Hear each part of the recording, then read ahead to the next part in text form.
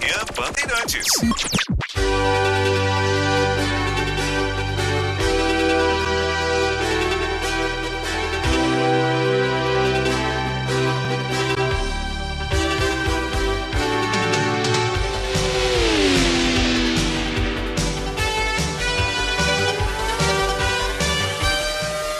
E tá chegando o dia do Grande Prêmio Brasil de Fórmula 1, dia 13 de novembro.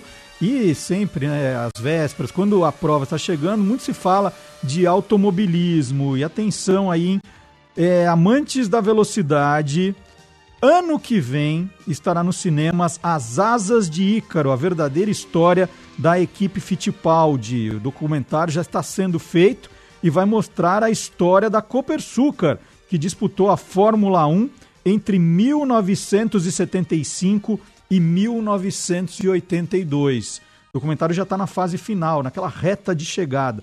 E nós vamos conversar com o Luiz Fernando Ramos, o repórter de automobilismo do Grupo Bandeirantes de Rádio, para contar um pouquinho, né, nessa fase preparatória do Grande Prêmio Brasil, o que significou a Copersucar para o automobilismo brasileiro.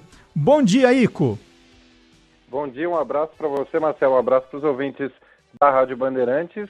Acho que o grande significado da equipe Fittipaldi é quase um exemplo de que se pode sonhar e se pode realizar os seus sonhos. É quase uma loucura imaginar uma equipe de Fórmula 1 sediada no Brasil, que era a ideia inicial, e nos primeiros anos a equipe Fittipaldi ficava realmente em frente ao Autódromo de Interlagos, competindo no Mundial de Fórmula 1. Era uma outra época, a equipe Fittipaldi funcionava num regime muito menor até de funcionários, hoje em dia seria algo impensável, mas ainda assim, a ideia de criar uma equipe no Brasil para competir num campeonato da Fórmula 1, com toda a logística que isso exige e com todo o trabalho também para você ter um carro e preparar um carro para competir, é algo inimaginável. Eles conseguiram fazer isso e, claro, sofreram com o que era esperado. Os resultados não corresponderam às expectativas, que eram muito grandes. Acho que na época o Brasil ainda não tinha um entendimento do passo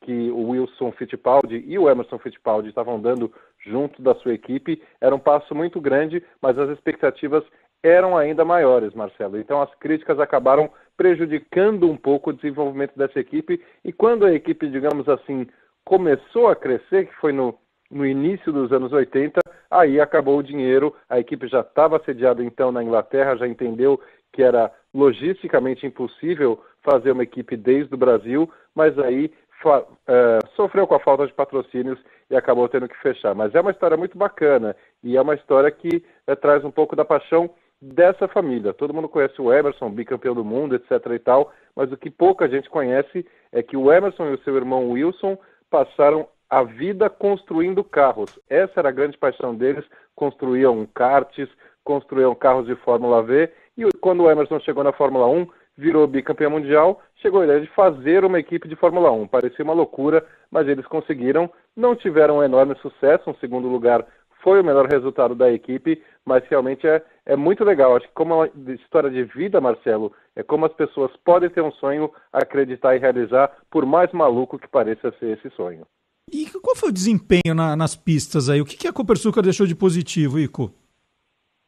Olha, teve o segundo lugar do Emerson Fittipaldi no Grande Prêmio do Brasil de 78, em Jacarepaguá, competindo de igual para igual com grandes equipes, foi o maior resultado dela. O Emerson pegou um pódio também em 1980 com o carro no Grande Prêmio de Long Beach, nos Estados Unidos, mas não foi muito além disso. A Fittipaldi, Copersucar Fittipaldi, andou inicialmente no fundo do pelotão e depois conseguiu evoluir para uma equipe de meio de pelotão. Pontuava uma corrida aqui e outra ali, mas nunca chegou a desafiar realmente por uma vitória, a não ser nessa corrida que o Emerson chegou na segunda colocação. Então, o legado esportivo da Fittipaldi estava ainda sendo escrito quando ela acabou fechando. Quando a Fittipaldi fechou, ela tinha um jovem engenheiro ali, recém-contratado no time, chamado Adrian Newey. Depois esse cara se desenvolveu e virou desenhista dos maiores carros da Fórmula 1, dos vencedores, tanto na McLaren, depois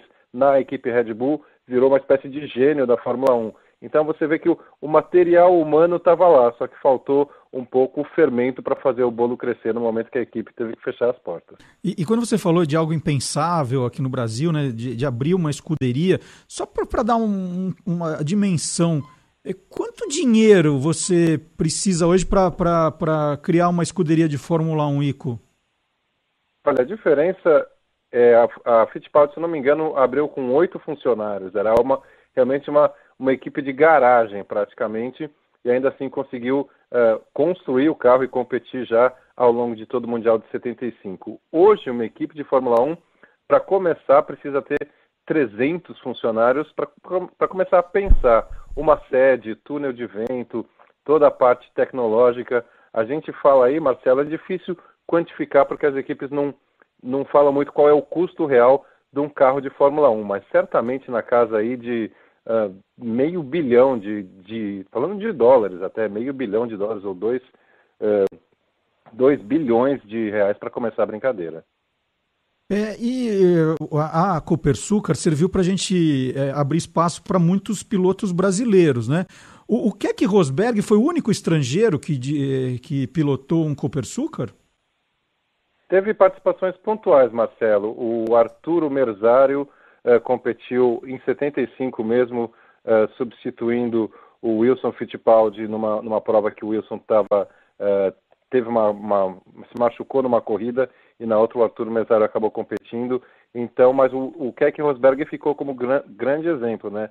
Disputou o Mundial de 81 ao lado da equipe Fittipaldi, ao lado do Emerson, e no ano seguinte foi campeão do mundo. Então, que história incrível, pela Williams, é claro, mas você vê que teve esse papel. Mas a equipe buscou realmente desenvolver a carreira de alguns pilotos brasileiros, o Ingo Hoffmann, o Alexia Ribeiro, o Chico Serra, serão os outros nomes que passaram pelo time, mas acabou não dando certo. Era uma equipe que tinha 2 carros, mas pela dificuldade da tarefa, ela funcionava melhor quando tinha apenas um piloto só, para ter mais atenção num carro só. Maravilha. O Luiz Fernando Ramos, o Ico, repórter de automobilismo do Grupo Bandeirantes de Rádio, participou então do Manhã Bandeirantes, contando um pouquinho da história da Copersucar, que vai virar documentário, As Asas de Ícaro, a verdadeira história da equipe Fittipaldi, documentário que estreia no ano que vem, mas que já terá trailer divulgado aí a partir da próxima semana.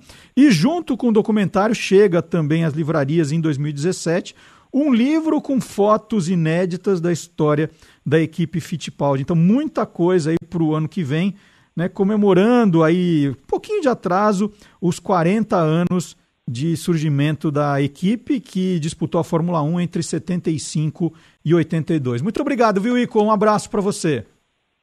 Obrigado, Marcelo, e até a semana que vem com tudo aí do Grande Prêmio do Brasil acontecendo em Interlagos. É isso aí. E olha, junto com o Grande Prêmio do Brasil, Marcelo, o que sempre acontece? O Salão do Automóvel, né? Nesse ano aqui de 10 a 20 de novembro, no SP Expo, que é o antigo Centro de Exposições Imigrantes. Está saindo do AMB pela primeira vez, o Salão do Automóvel vai ser realizado no novo local. E aí eu queria contar para os ouvintes da Rádio Bandeirantes que teremos estúdio lá, viu? As rádios do Grupo Bandeirantes com estúdio montado no Salão do Automóvel e a Rádio Bandeirantes com transmissões diárias, a partir do dia 10 até o dia 20, durante toda a duração desse evento, né? Tem tanta gente que adora ver novidade, conhecer os estandes que são super luxuosos. É um grande acontecimento da cidade de São Paulo e claro que a Rádio Bandeirantes não podia ficar de fora.